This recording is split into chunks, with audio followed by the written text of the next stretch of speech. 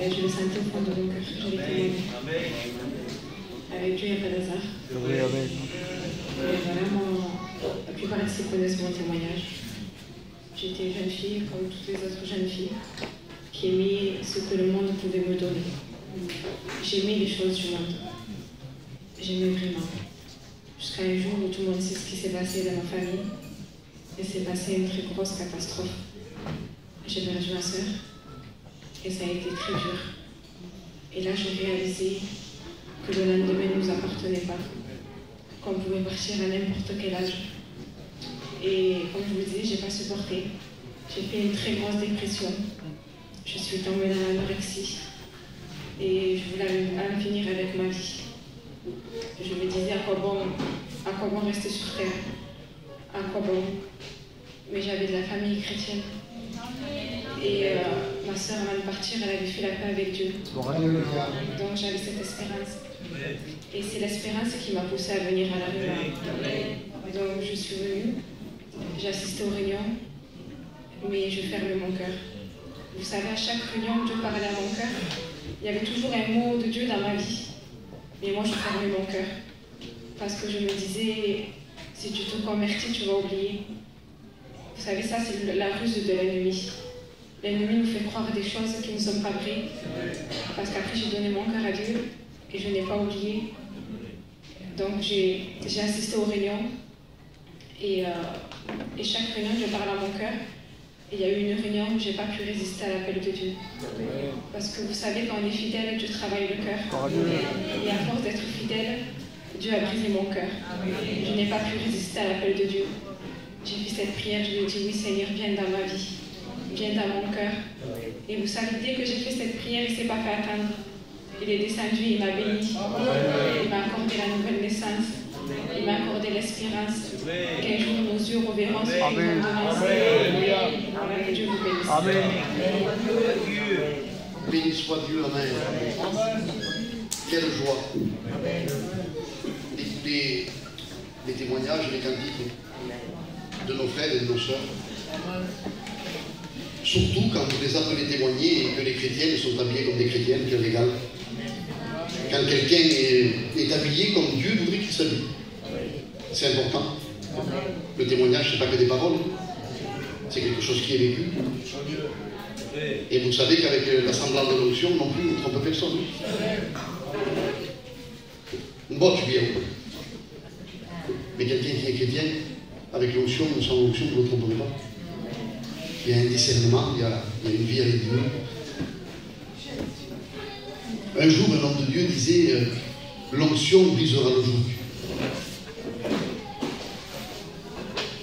Et il faisait l'image de ce que les bœufs portent le joug. Et à force de travailler et de tirer, merci mon frère, le joug se remplissait de la sueur des bœufs, qui était le gras. Et à force de l'avoir pendant un temps sur lui, le bois pourrissait. À cause certainement du sel. Et au bout d'un moment, le joug bam était brisé. Il fallait en mettre un neuf. Et je crois de tout mon cœur que si l'Église elle prie, elle se tient devant Dieu. Si l'Église, je ne dirais même pas si elle remplit son devoir, si elle vit avec son Dieu. C'est pourquoi ce soir nous faisons une réunion, nous croyons avec l'Église au salut des âmes. Et nous croyons que ce qui est vrai de Dieu, personne ne peut le toucher. Vous voyez cette planche? Si elle n'est pas traitée, elle peut durer 3 ans, 5 ans, 10 ans. Mais si vous la traitez avec de l'huile de lin, elle peut durer 15 ans, 20 ans. Parce que les mouches, les bêtes ne peuvent pas rentrer dedans. Parce que ça fait comme un produit qui la protège. Et je crois qu'un chrétien, une fille de Dieu, qui est loin de Dieu, personne ne peut le toucher.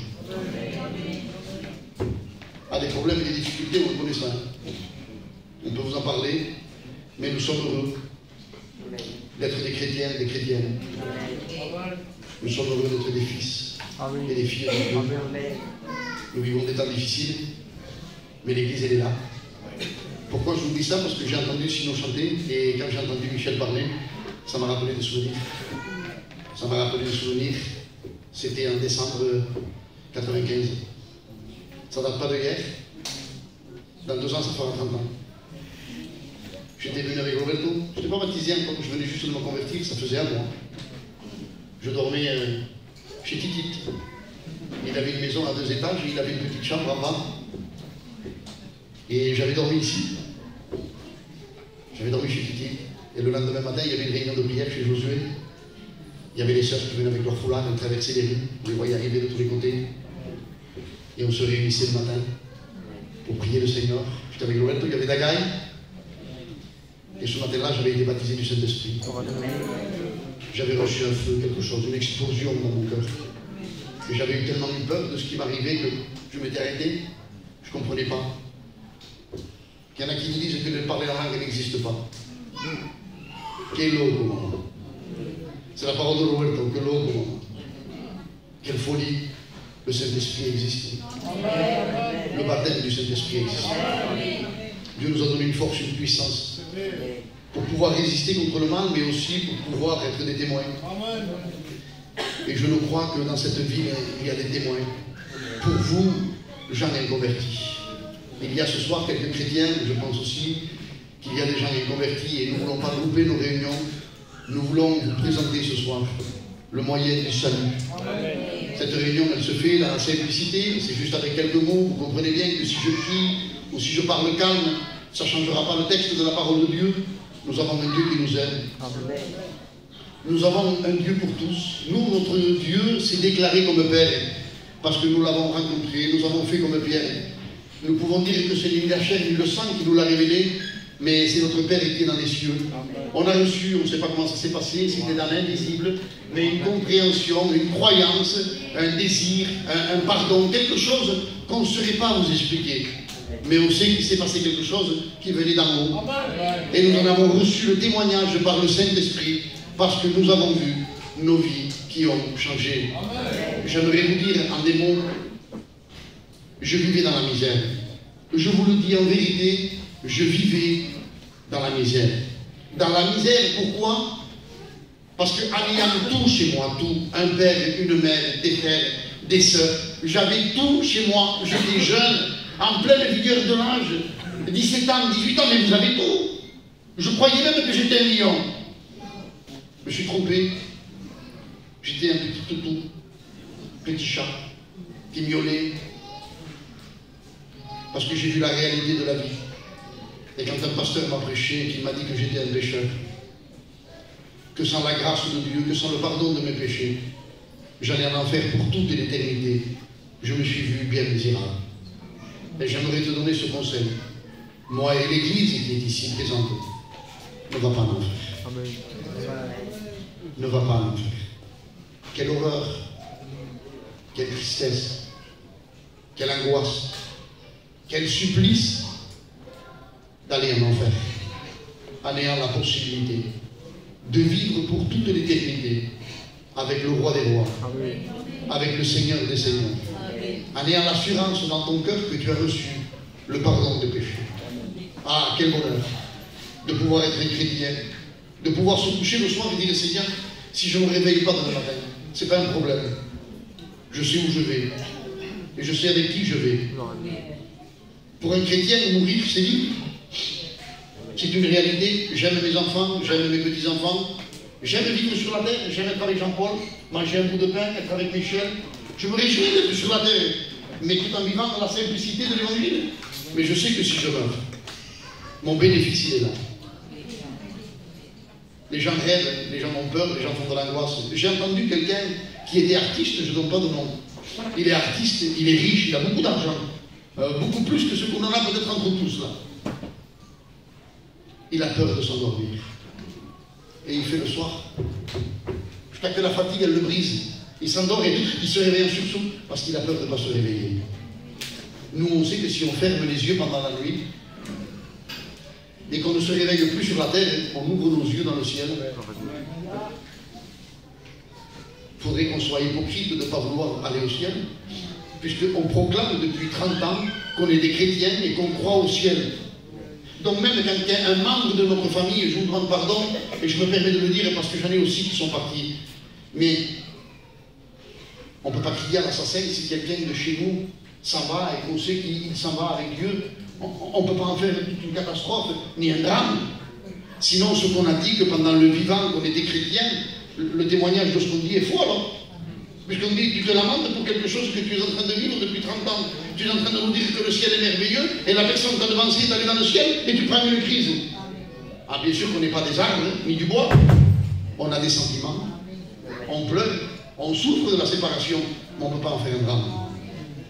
Parce qu'on sait que la personne a été délivrée. Vous croyez, vous, au ciel?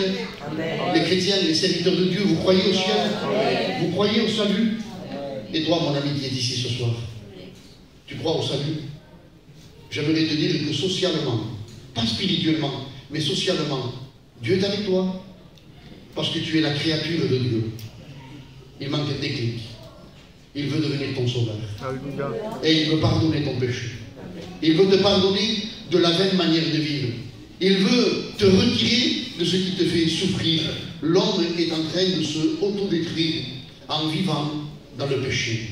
Et un frère, il disait tout le temps que le péché, Dieu le voit d'une manière où nous, on ne peut pas l'expliquer. Mais un frère donnait un témoignage.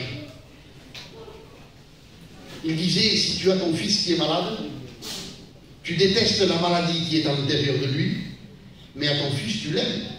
Et si tu pourrais même échanger la maladie et la prendre toi-même, tu la prendrais, n'est-ce pas? Voilà ce qui se passe. C'est qu'à l'intérieur de toi, il y a une maladie. Mais le pouvoir que nous, on n'a pas en être humain, en tant qu'être humain, d'enlever de nos enfants la maladie et la prendre sur nous, Dieu, lui, a le pouvoir de te retirer cette maladie du péché qui est en toi, et il l'a pris sur lui pour que toi, tu puisses vivre. Quel amour de Dieu.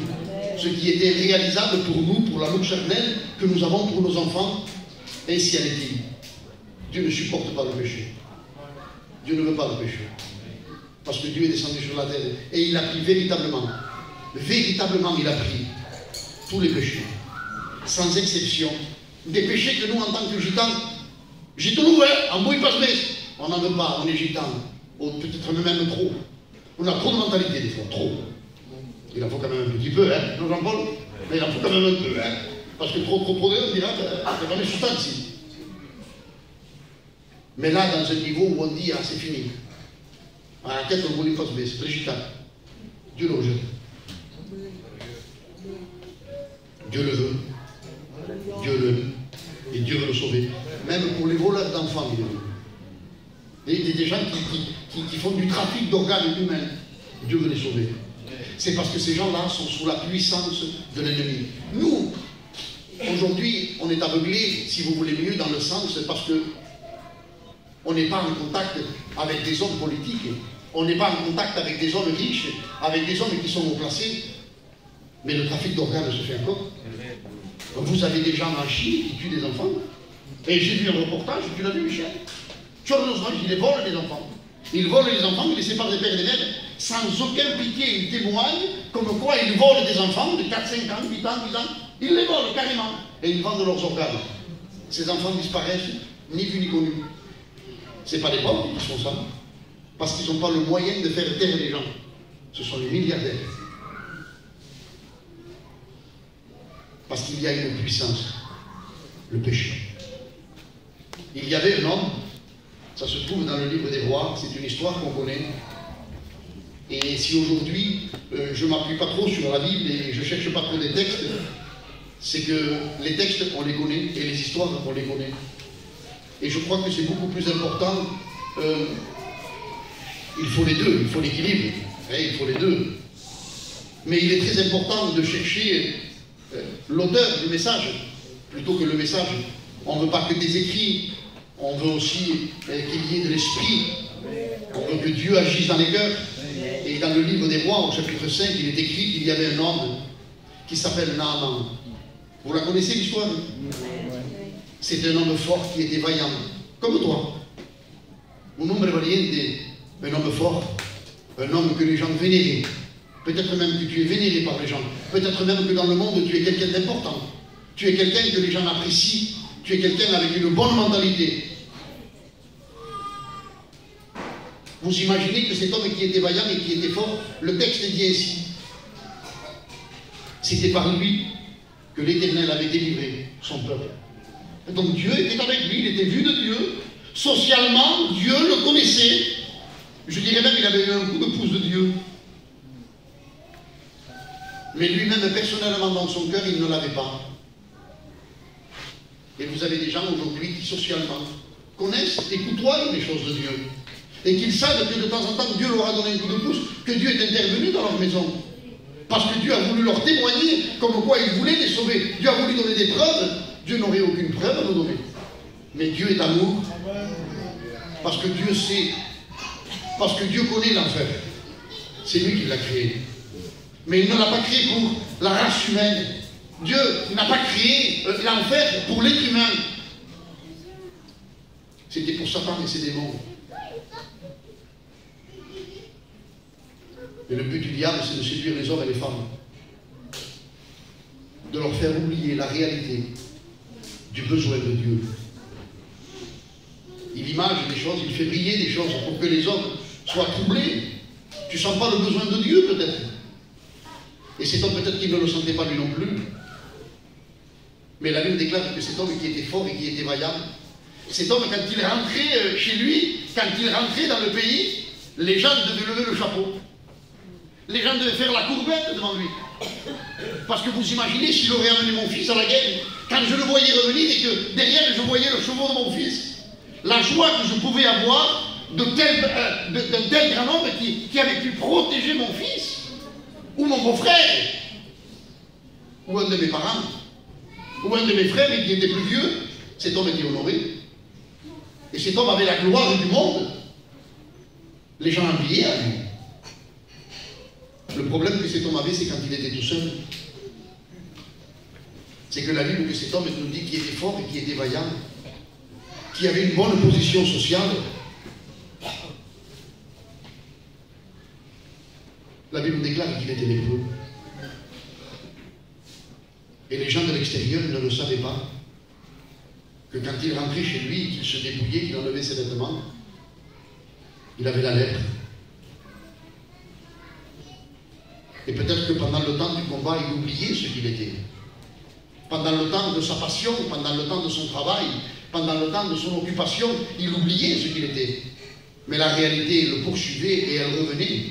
Et peut-être que tu essayes toi aussi, par tes vices, par tes passions, par ce que tu vis, d'oublier. Ce qui à l'intérieur de toi est en train de régner, cette pensée de l'éternité. Mais tu es en train de vivre un cauchemar quand tu es seul. Parce que pour cet homme, c'était la mort. Vous savez comment on faisait à l'époque? Je l'ai lu, moi. J'y étais pas. Mais il paraît-il qu'à cette époque-là, quand les hommes étaient lépreux, vous savez comment on faisait pour tester s'ils avaient la lèpre? On les piquait avec une aiguille au nerf sensitif pour savoir s'il y avait une réaction dans le corps. S'il n'y avait pas de réaction, ça voulait dire qu'ils étaient en train de pourrir par l'intérieur. Et aujourd'hui, j'aimerais dire, il n'y a plus rien qui te pique. Il n'y a plus rien qui te fait réagir. Il n'y a plus rien. Je te demande pardon. Comme si tu serais mort. T'as vu l'autre? Même pas mal. T'as vu ça? Même pas mal. Le fils qui pleure? Même pas mal. Non, moi je m'en vais, j'ai décidé, je refais ma vie, tu comprends, moi. On donne même des explications aujourd'hui comme si ça serait logique à ce qu'on est en train de faire. Il n'y a pas de logique. Il y a une puissance, le péché, qui t'entraîne et qui te domine. Je reviens à ça. La Bible déclare que pendant que les troupes de cet homme faisaient la guerre, elle m'a sauvé. Lui, il était trop homme, je pense, pour faire ça. Mais la Bible déclare que les gens sortaient par troupes faire la guerre et ils avaient ramené du pays d'Israël une petite fille, une chrétienne, une vraie, avec un vrai témoignage, avec un véritable amour. Pas un amour que quand elle aimait, que quand on lui donnait, elle donnait. Non, non, celle qui savait donner et qui faisait du bien à celle qui lui faisait du mal. Ça, c'est les béatitudes et c'est écrit dans Matthieu 5. Elle, c'était une béatitude. Le sermon sur la montagne, elle l'avait ici. Pourtant, elle ne connaissait pas Jésus. Elle a un témoignage formidable. Elle était une servante. à la disposition de la femme de Naaman.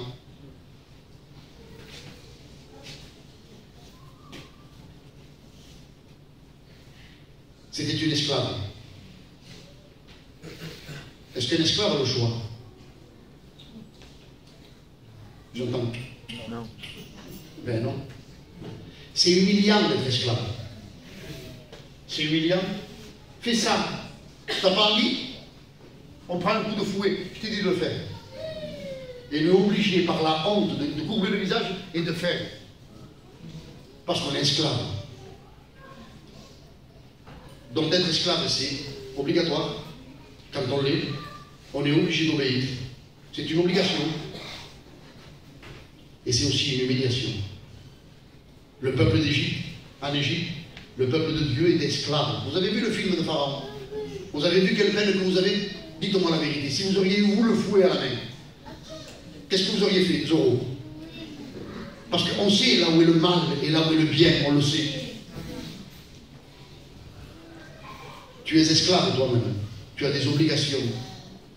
Et c'est honteux pour toi. Mais tu essayes de le dissimuler par la vie que tu mènes. Et cet homme-là faisait pareil. Il était fort, il était vaillant, il était guerrier. Mais en réalité, devant la vérité de la vie, il se disait, c'est la mort qui m'a là. J'ai pas de guérison. Et quand vous lisez, on aurait dit que dans cette maison, il n'y avait pas d'enfant. Et je pense que la petite fille qui était dans sa maison, je le dis pour de vrai, c'est sincère ce que je dis, je pense qu'ils en devenaient fous, ce foyer. Et qu'ils devaient l'aimer, Michel. Parce que quand vous lisez qu'il n'y avait pas d'enfant, on nous l'a ramené, voilà comment je vois la scène. C'est pas écrit, mais je l'imagine. Quand il a vu, on a ramené un prisonnier, on va le mettre au pain et à l'eau, on va le mettre en prison. Cet enfant, vous ne le touchez pas. Cet enfant va rentrer dans ma maison. Et il se dit, n'importe pas ça. Pourquoi on ne l'élèverait pas comme notre fille?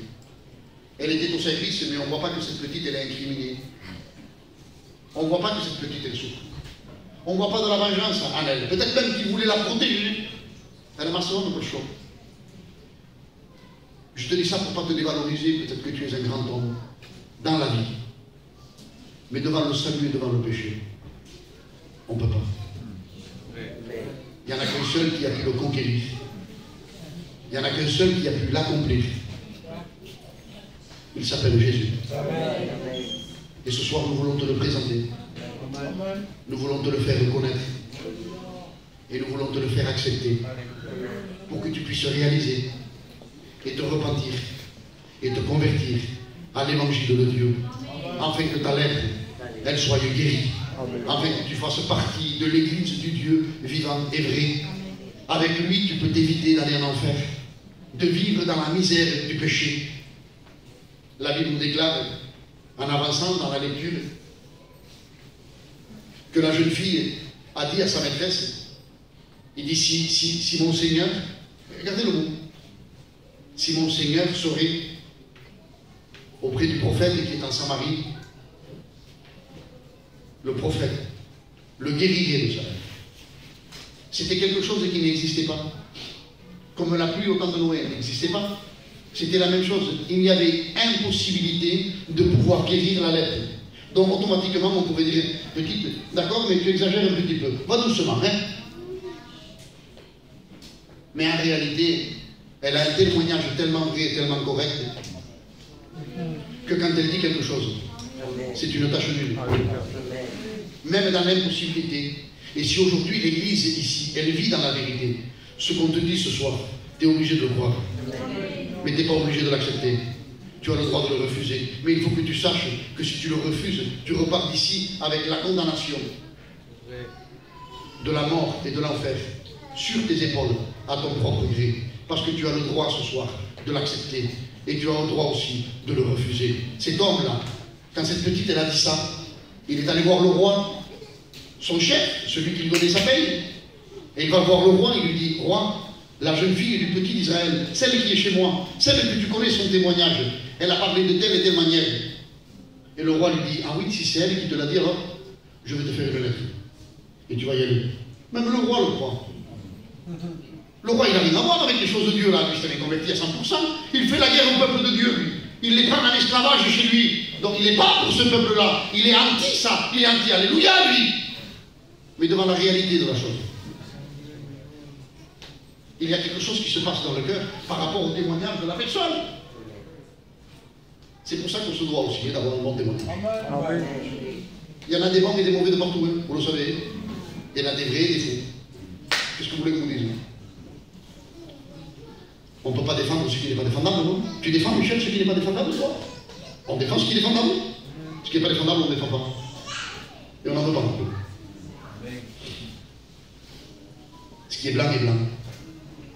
Ce qui est noir est noir.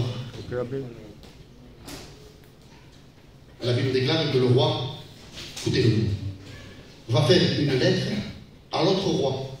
Et il lui dit au roi, sache que je t'envoie mon serviteur Naaman, je veux que tu le guérisses de la lèpre. L'autre, quand il reçoit la lettre, il prend une crise. Parce qu'il sait que c'est chose impossible. Il dit, suis-je Dieu? Voilà le mot. Il n'y avait que Dieu. Il prend une crise, on dit, Dieu, quand vous me demandez quelque chose, même que je suis roi, que j'ai tout ce qu'il faut, je ne peux pas. Et aujourd'hui, nous avons ce problème aussi dans nos églises. Le même. C'est qu'aux gens, vous leur présentez Dieu, vous leur proposez la vérité, l'évangile, du renoncement, l'évangile de la croix, l'évangile du sang. Et les gens ne veulent pas de la repentance. Ils veulent de l'évangile social. La jeune fille les envoie vers le prophète, et le roi l'envoie chez l'autre roi. Il dit, attends, on va essayer de s'arranger, on va essayer de minimiser les choses. Oh là, t'en demandes un peu trop là, hein. C'est trop ce que tu demandes. On va t'envoyer chez le roi. C'est pas du social qu'on fait. On ne peut pas essayer d'arranger les petites catastrophes ou de couvrir le dégât qu'il y a eu autour. On ne peut pas. Soit c'est blanc, soit c'est noir. Et ce soir, nous te présentons l'évangile. Pour fin, vous la connaissez, la fin, il est allé vers l'homme de Dieu, vers le prophète, et le prophète l'a guéri. Pour être honnête avec nous. Mais soyez honnêtes aussi avec nous. Et je le crois que cet homme, Naaman, était un homme honnête. Mais il était sous la prise de la lèpre. Comme certaines personnes sont sous la prise du péché.